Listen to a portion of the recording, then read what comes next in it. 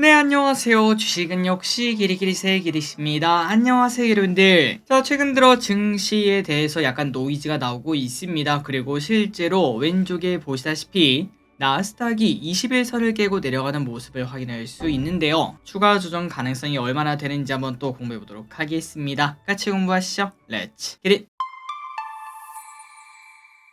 오늘은 금요일입니다. 빠르게 보고 마무리해 보도록 하겠습니다. 첫 번째입니다. 어제 미국이 갑작스럽게 급락. 어제 미국 증시는 처음에는 괜찮았습니다. 고용 지표가 살짝 나쁘게 나오자 증시는 배드 이즈 굿 이렇게 말을 하며 상승하는 모습을 나타냈는데요. 그래서 저기리스는 오케이 내일도 오르겠구만 하고 잠자리에 들었는데 근데 이거 자고 일어나니까 미국 증시가 급락 마감한 걸 확인할 수 있습니다. 그리고 그 이유는 바로 두 개인데, 일단 국제 유가가 급등하며 인플레 걱정을 일으켰다고 합니다. 지속적으로 이란 이스라엘 리스크가 부각이 되고 혹시나 주말 사이에 더 큰 뉴스가 나올 수도 있기 때문이겠죠. 그리고 연준에서 지속적으로 매파가 등장하고 있습니다. 이번에는 금리 인하 속도 조절보다 더 빡센, 사실 이때까지 아무리 매파라고 하더라도 한 몇 개월 미뤄지는 게 끝 아니었겠습니까? 그런데 어제는 올해 인하가 전혀 없어도 된다 이러한 강한 이야기까지 나오자 안 그래도 인플레가 슬금슬금 올라가는 게 긴장되는데 증시 분위기가 확 박살난 걸 볼 수 있었습니다. 그래서 한번 나스닥 일단 금요일까지 차트를 보도록 하겠습니다. 지속적으로 많이 오르긴 했습니다. 작년 11월부터 지금까지 무려 4개월 내내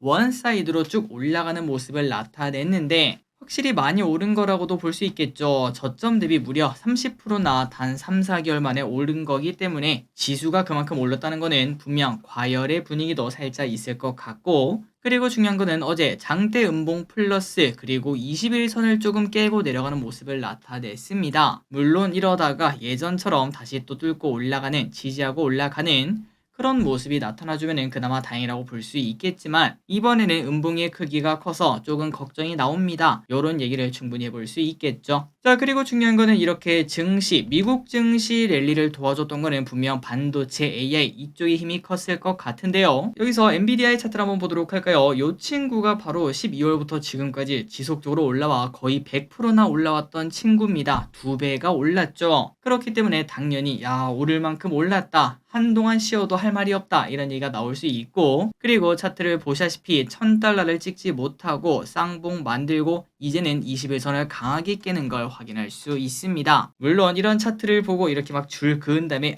이건 더 떨어집니다 이렇게 말하는 거는 사실상 뭐 유사과학 이렇게도 볼 수 있겠지만, 하지만 투자 심리가 훼손되었구나 이 정도는 우리가 충분히 확인을 해볼 수 있겠죠. 자, 그렇기 때문에 충분히 조정 가능성이 조금 더 나올 수 있다, 혹시나 나오더라도 크게 놀라지 말자 이 정도로만 받아들이시면 될 것 같고요.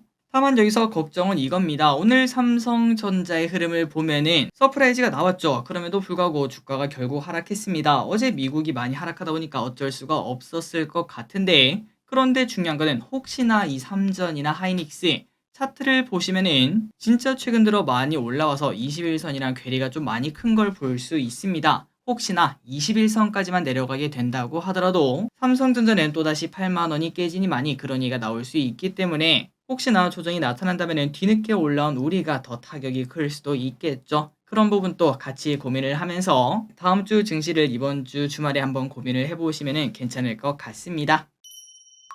다음으로 삼성전자 서프라이즈 얼마나 냈는지 보도록 하겠습니다. 자, 삼전의 실적이 서프라이즈가 나왔습니다. 미국장이 안 좋은 와중에 나온 서프라이즈라 조금 더 귀하다고 말할 수 있겠죠. 그래서 그런지 오전 장에서는 하락 출발한 삼전이 양전 근처까지 올라갔다가 다시 또 쉬어가는 모습을 나타냈습니다. 그래서 매출이 어땠나? 삼전의 매출은 전 분기 대비 4% 상승, 영업이익은 130%나 증가했고요. 시장 예상치가 영업이익 5.2조인데 6.6조 완벽한 서프라이즈를 보여줬다고 합니다. 그리고 이렇게 서프라이즈가 난 이유는 일단 지금 봤을 때 S24 판매 호조 플러스 반도체 업황 회복의 힘이 큰 것으로 보인다고 하네요. 다만 좀 아쉽긴 합니다. 타이밍이 살짝 어제 만약에 서프라이즈가 나왔다면은 3점 88,000원 이 정도까지도 볼 수 있었을 듯한데, 어쨌든 오늘 미국 증시 하락이랑 맞물려서 살짝은 안 좋았지만 다음 주는 또 어떻게 될지 모르겠죠. 기대감 가지고, 그리고 아까 말씀드렸던 대로 분위기는 조금 나빠지고 있기 때문에 긴장감을 가지고 지켜보도록 하겠습니다. 다음입니다. 테슬라 100달러까지 떨어진다. 안 그래도 죽는다. 더 이상 떨어지면 나 진짜 죽을 거야. 이렇게 말을 하는 테슬라. 그런데 지금보다 더 하락해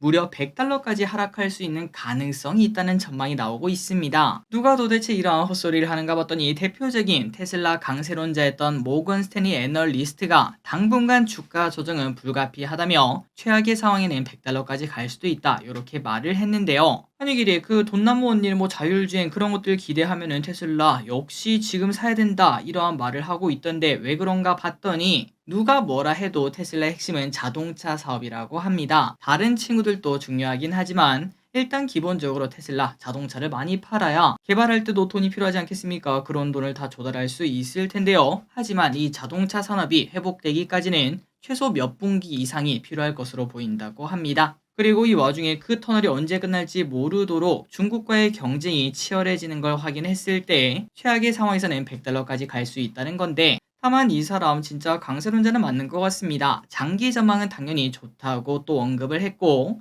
자동차를 넘어 이 기업은 에너지, 로봇, AI가 달려있는 기업이기 때문에 1년 장기 목표가는 $310까지 제시를 했다고 합니다. 자, 그러니까 이 사람 말로는 최악의 경우는 $100까지 갈 수 있겠지만 그런데 1년만 지나봐라 다시 $300까지 갈 가능성이 있다. 이렇게 말한다고 볼 수 있고 $300가 넘는 금액은 지금보다도 2배고 만약에 $100 근처까지 가면은 3배가 올라갈 수 있는 그러한 수치라고도 볼 수 있겠죠. 그렇기 때문에 만약에 테슬라가 조금 더 하락해 $150가 깨진다. 그렇다면은 우리가 그때는 미국 주식을 하지 않더라도 한번 테슬라 사보러 갈까? 미국 주식을 시작하는 계기가 되지 않을까라고도 볼 수 있겠습니다. 앞으로 어떻게 될지 계속 지켜보도록 할게요. 다음입니다. 비트코인 슬슬 한계가 다가온다. 조정 가능성이 계속 나오는 와중에 비트코인이 슬슬 고점을 치게 되고 연달아 증시 조정까지 영향을 줄 수 있다는 의견이 나왔습니다. 글로벌 투자은행 스티펠은 비트코인과 증시의 상관관계를 이야기를 했는데요. 작년부터 상승한 비트코인이 올해 사상 최고치를 찍고 그로부터 2주 뒤에 S&P 500이 사상 최고점을 찍었다고 합니다. 그러니까 비트코인이 증시보다 2주 빠르게 움직인다는 건데 그런데 지금 코인이 좀 조정을 받는 모습이죠. 그러다 보니 미국 증시도 곧 조정을 받을 것, 따라갈 수밖에 없을 것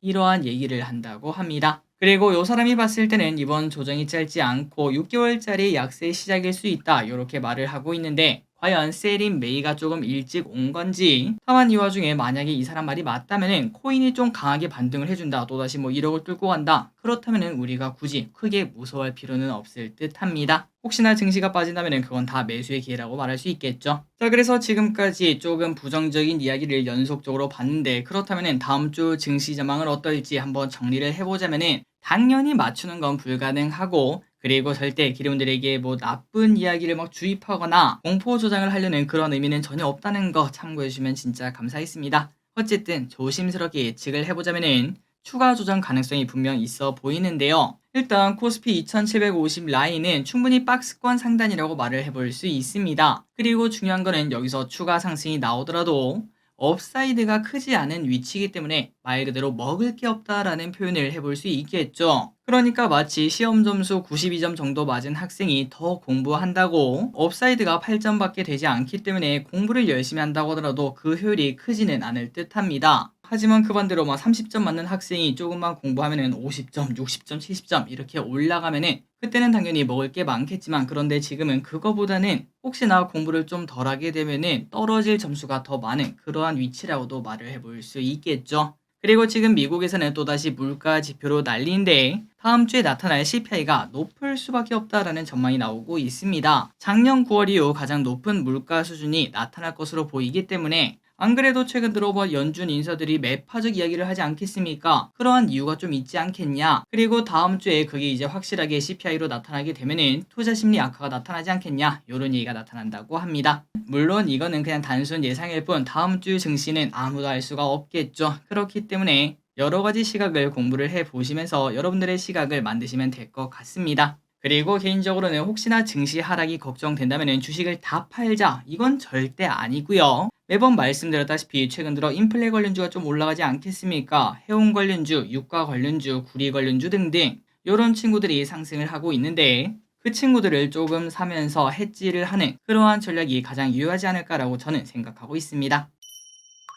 다음입니다. 다음 주 총선이 있습니다. 자, 총선에 대해서 말하기는 정말 조심스러운데요. 그래서 정말 간략하게만 간단하게 다루자면은 일단 총선에 대한 관심은 높다고 합니다. 사전 투표율이 상당히 높게 나타나고 있다고 하네요. 그리고 전국 지표조사 NBS를 통한 마지막 지지율 조사를 보면은 정당 지지도는 국민의힘 39, 더불어민주당 29, 조국혁신당 10%, 개혁신당 2% 이렇게 나왔다고 하고, 다만 지역구 국회의원 선거에서 어느 정당 후보에게 투표할 것이냐라고 물어본 결과 민주당 39, 국민의힘 37, 개혁신당 2%로 확실히 뭐 어디가 압승한다 이러한 분위기는 아직까지는 아닌 것 같습니다. 그래서 여기서 우리가 볼 거는 그냥 누가 이기니 그게 중요한 게 아니라 저 PBR 관련주 있죠. 만약에 국민의힘이 조금 크게 진다면은 저 PBR 관련주는 오히려 주가가 더 하락하게 될 거고, 그 반대로 국민의힘이 정부의 힘을 실어주는 그런 정도의 지지율을 가진다면은 그때는 저 PBR 관련주가 최근 들어 많이 하락하지 않았겠습니까? 다시 또 올라가는 그러한 계기가 될 수 있을 듯합니다. 이 부분은 참고하시면 좋을 것 같습니다. 다음입니다. 이 주식 들고 있는 사람 당연히 없겠죠. 총선이 이제 코앞인데 당연히 총선 관련주는 이미 다 팔고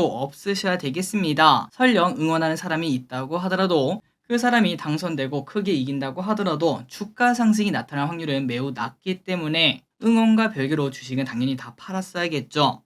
그리고 이미 정말 뜨거웠던 화천 기계는 2주 만에 반토막이 벌써 났고요. 과거 정말 뜨거웠던 대상홀딩스 등도 이미 반토막 난 지 오랜지라고 합니다. 자, 그렇다면 이제 이러한 정치 테마주는 언제 팔되는가? 바로 대선 1년 전이라고 말을 해볼 수 있겠습니다. 그때를 위해 지금은 참고 관정에서도 지운 다음 대선이 2027년이죠. 26년. 그때부터 공부해도 늦지 않을 것 같습니다. 다음입니다. 20대는 얼마나 벌까? 20대 임금 근로자의 평균 소득을 한번 보도록 할까요? 당연히 20대는 그렇게 크지 않은 소득을 가지고 있을 것 같은데, 일단 최근 5년간 긍정적인 걸 보자면은 전 연령 중에서 가장 높은 임금 증가율을 나타냈다고 합니다. 하지만 그 영향은 최저임금의 영향이 컸다고 합니다. 그래서 실제로는 최저임금이랑 20대 평균 임금의 차이는 그렇게 크지는 않다고 하고요. 1인당 평균 소득은 2,453만 원이라고 합니다. 그리고 참고로 50대는 5,200만 원, 그리고 40대도 5,200만 원, 30대는 4,200만 원으로 확실히 30대가 되면 크게 증가하는 걸 볼 수 있고, 50대부터는 정체가 되는 것도 확인할 수 있네요. 다음입니다. 위메이드 적극 매수할 주식. 증권가에서 매수하라고 외치는 종목은 가끔 나오는데요. 그 중에 하나가 바로 위메이드라고 합니다. 미래셋 증권에서 위메이드에 대한 투자 의견을 매수, 목표 주가 7.5만 원을 제시를 했는데요. 1분기 위메이드의 실적은 전년 동기 대비 46% 증가, 다만 손실은 480억으로 여전히 적자 지속이지만, 하지만 나이트크로우 글로벌이 흥행 중이기 때문에 2분기는 다를 수 있다고 합니다. 흑자 전환이 2분기에는 눈에 보인다고 하네요. 자, 그런데 조금 걱정이 나오는 건 이거죠. 얼마 전 위메이드는 코인이 뜨거울 때 매우 크게 달리다가 장영국 대표가 사임 후 하루 만에 18%가 급락하는 모습도 나타냈었습니다. 그리고 지금은 조금 다시 바닥을 다지는 모습을 나타냈는데, 앞으로 달려갈 수 있을지 조금 지켜볼 필요는 있겠지만, 그런데 장영국 대표가 갑자기 돌연 사임한 거, 그 부분에 대한 걱정은 조금 남아있겠죠. 그러한 리스크가 나타날지는 조금 주의를 해볼 필요가 있겠습니다. 다음입니다. 신생아 특례대출 요건 완화. 올해부터 시작된 신생아 특례대출의 요건이 완화가 된다고 합니다. 2년 내 출생한 무주택 가구 1주택자 중 연소득이 1.3억 이하, 순자산 4.7억 이하에게 5억 원까지 대출해주는 정책이었는데요. 그런데 앞으로는 고액 연봉인 부부도 받을 수 있도록 이 요건을 더 완화해 소득 기준이 2억 이하로 늘어날 예정이라고 합니다. 저출산 부처 간 협의를 거치고 빠른 시일 내 시행할 방침이라고 하네요. 다음입니다. 전문직 시험이 인기. 안정적인 직장으로 평가받던 공무원의 인기가 줄어들고 있다는 거 우리가 매번 확인할 수 있는 뉴스입니다. 그러다 보면 그 수험생들 다른 곳으로 가지 않겠습니까? 어디로 가나 봤더니 감정평가사, 세무사, 노무사 자격시험 이쪽으로 가는 걸 확인할 수 있다고 하네요. 실제로 올해 세계시험의 1차 접수자는 작년보다 40%나 증가했다고 하며 항상 1만 명대를 유지했는데 올해는 2만 명까지 올라왔다고 합니다. 그렇다면 공무원 말고 이제 이쪽으로 가는 이유가 뭔가 봤더니 공무원 대비 시간, 노력이 조금 더 필요하긴 한데 직업 안정성 보장되고 연봉도 더 높은 수준이기 때문에 사람들이 어차피 하는 거 공무원 말고 이거 하자 이러한 얘기를 하고 있다고 하네요. 그리고 또한 대기업 및 공기업의 문과생 수요가 줄어든 것도 영향이 있다고 합니다.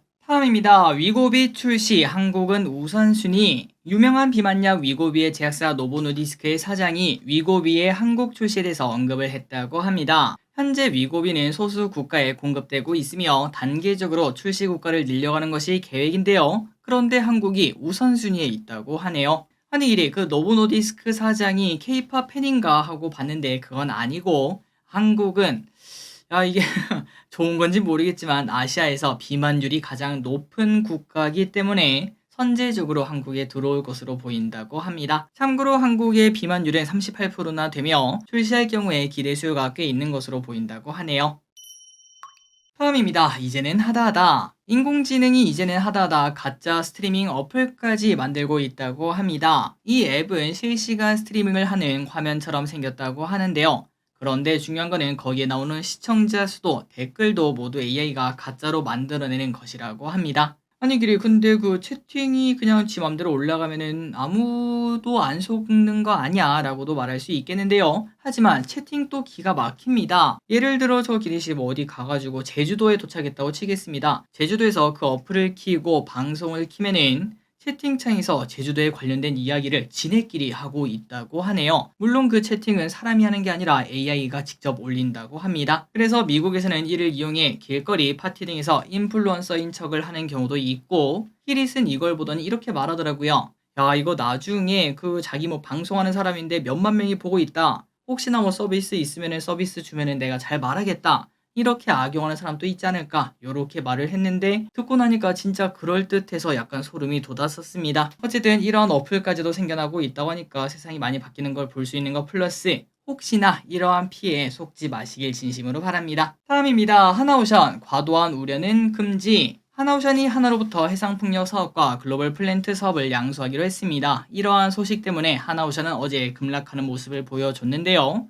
한국투자는 시장의 우려가 과도하다고 평가를 했습니다. 앞서 시장은 수익성이 없는 사업을 비싸게 사왔다고 보았는데 한국투자에 따르면 어제 하나오션은 급락하는 모습을 나타냈죠. 그 이유는 수익성이 없는 사업을 비싸게 사왔다 이런 얘기를 했었는데 하지만 한국투자에 따르면 충분히 적정한 가격이다라고 평가를 했고요. 게다가 양수대금 지불을 위한 추가 증장 가능성도 없다고 했고 사업 부분들 모두 외형 성장과 수익성에 기여할 수 있을 것이라고 전망을 했습니다. 게다가 하나오션 본업도 1분기부터 턴어라운드하는 것까지 감안을 해보자면은 오히려 지금은 매수 시점이다 이렇게까지도 말을 했다고 하네요. 다음입니다. 경상수지 10개월 연속 흑자. 한국은행에 따르면 2월 경상수지가 68억 달러를 기록하며 10개월 연속 흑자를 이어나가게 되었습니다. 참고로 1월에는 30억 달러 흑자인데 그런데 큰 폭으로 증가한 걸 볼 수 있습니다. 이러한 소식은 당연히 호재라고 말할 수 있겠죠. 우리나라 증시는 미국이 빠지든 말든 쭉쭉 올라가는 모습 나타냈으면 좋겠습니다. 그 중심에는 삼성전자가 있었으면 좋겠고요. 마지막 소식입니다. 포드도 계획 변경. 전기차의 수요가 줄어든다는 내용 우리가 맨날 봤었는데 오늘은 정말 간단하게 보고 끝내보도록 할게요. 전기차의 수요가 줄어들며 국내 전기차 판매량이 1분기 기준 처음으로 전년비 감소한 모습을 나타냈습니다. 작년이랑 대비해 무려 25%나 감소했다고 하니까 확실히 전기차 진짜 암울한 상황이다라고 말을 해볼 수 있겠죠. 중요한 거는 이러한 현상은 국내에서만 나타나는 게 아니라고 합니다. 글로벌 시장 전체의 성장이 둔화하고 있다고 하며 할인 경쟁 중에도 테슬라의 인도량이 줄어드는 것 또한 그러한 맥락이라고 하네요. 그래서인지 포드도 내년부터 캐나다에서 전기차를 생산하려고 했는데 27년으로 무려 2년이나 미룬 걸 확인할 수 있습니다. 다만 이 와중에 하이브리드는 뭐 여전히 잘 나간다고 합니다. 그래서 우리가 하이브리드를 살려면은 일반 차량보다 5개월은 더 지나야 받을 수 있을 정도로 여전한 인기를 자랑한다고 하네요. 자 오늘의 공부 여기까지 끝났습니다. 이번 주말 와 이렇게 쉬어야 되나 싶을 정도로 푹 쉬시기 바랍니다. 지금까지 길이셨습니다. 빠이요.